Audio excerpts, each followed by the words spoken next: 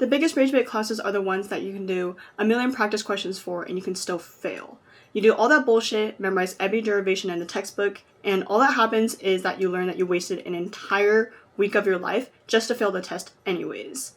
It happens to the best of us, especially me. I think that derivation-heavy classes are in their own sector of hell. How to succeed in these kind of classes are so different than your basic memorization / just content-based classes. There's a very special type of panic that only happens in a math-heavy test. As a bioengineering student in UCLA, I've been in these situations turned up to the extreme, so I've learned a couple of things. What I'm about to share with you will give you the results you want to see, I promise. No fluff, just a really good way to study that I haven't seen in any other video. Hi, I'm Justine, your big sister for everything self-help. Don't forget to like and subscribe, and let's get started.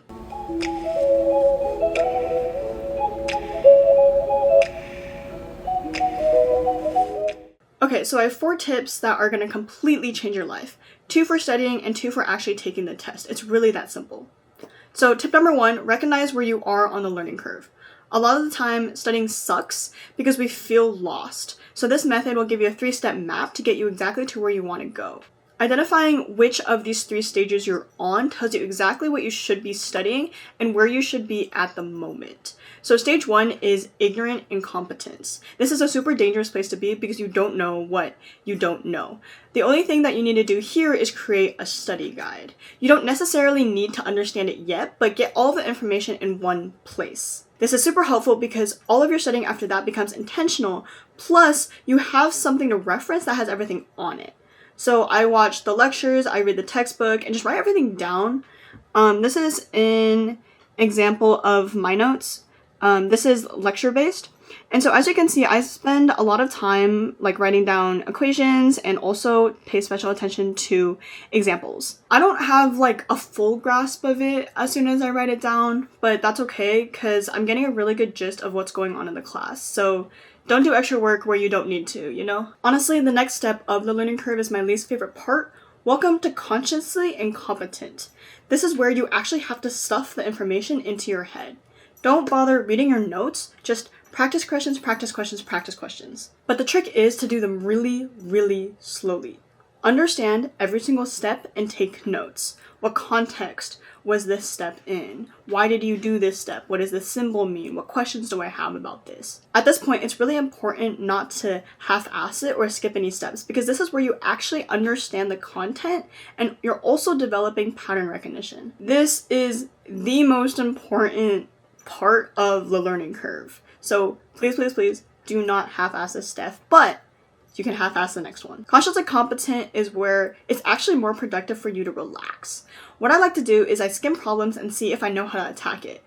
I'll briefly just walk through the answer in my head, and if I know how to get there, then I won't do the problem. If I'm lost, then I'll do the problem. And it's kind of going back to the consciously incompetent step. Also, if I know that the test is going to be a big time crunch, I'll do the practice anyways just so I can get fast at it. At this point, it's really, really helpful when the math becomes second nature to you. But big warning here, don't burn yourself out or you will get stressed out for the test and you also feel demotivated during the actual exam. When you get brain fog or when your brain kind of disconnects from the test, yeah, you studied a little bit too hard, so don't do that. Don't be scared to take a break, especially when you already really know the content. At this point, it's a lot more productive to just kind of enjoy life instead of doing more practice. Okay, tip number 2 is make a pattern recognition sheet. This is my ultimate secret weapon. It makes my life 10 times easier. And plus, I cut down the time it takes for me to study by half. Especially use this during conscious incompetence when you're doing a practice question for the first time.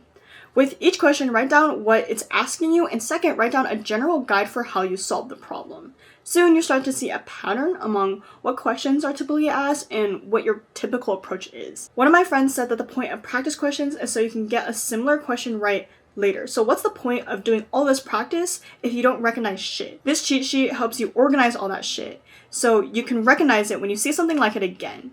Some of you may be thinking, oh, but my guidelines won't work in every scenario. I'm painfully aware, but it does give you a place to start. So here's mine. It's beautiful and the only reason I didn't kill myself studying for this. As you can see, I listed off all the problems and organized them. Like, this is so much more approachable than having to remember everything from the 150-page practice problems that I cried through. Okay, and then I give myself what context I would use this in, and just like a simple step-by-step, and just any additional notes. So let's talk about the elephant in the room, the test. My biggest advice is to start slow, then go fast. Read the question, really understand what it wants. Take a couple seconds to think about what you want to do. Breezing through the question is the biggest fucking waste of time when you realize that you read it wrong and you're knee-deep in shit. After taking the pause, the math should be muscle memory. If you put in the work, you should be able to fly through this no problem because you already took the time to figure out where you're going. So the calculus, the algebra, the derivations after that should be very, very fast. Oh, but sometimes I don't know what the question is asking me. You always do. Okay, that's a lie. You always partially do. There's going to be keywords or variables that signal what type of problem it is. It becomes a game of partial credit. So even if you don't really know how to get there, you know generally what topic the problem falls under. That leads me to tip number 2 for actual test taking, is that even if you don't know what the question's asking you, recognize what topic it falls under and then follow your guidelines that you put for that topic. So follow your guidelines for whatever, and you'll for sure get partial credit, or it might actually show you how to solve the problem. The point is to write something down that may or may not actually answer the problem, but you know is mathematically correct. If your math and logic is right, you will answer part of the question. A bit of a disclaimer, this is a straightforward and streamlined method, but it's not easy. You still need to put in the work to learn the content and take the notes. I'm just giving you a way to make it more useful and efficient. And I know I'm in a different room. I had to wait until the school year ended to finish this video. Like, the end of my sophomore year was so rough. I spent the first week of summer catching up on all my sleep. Like, I don't know if you noticed, but my skin feels so much better now. But thank you guys so much for watching. Comment below if you have any questions, and I'll see you next time. Bye!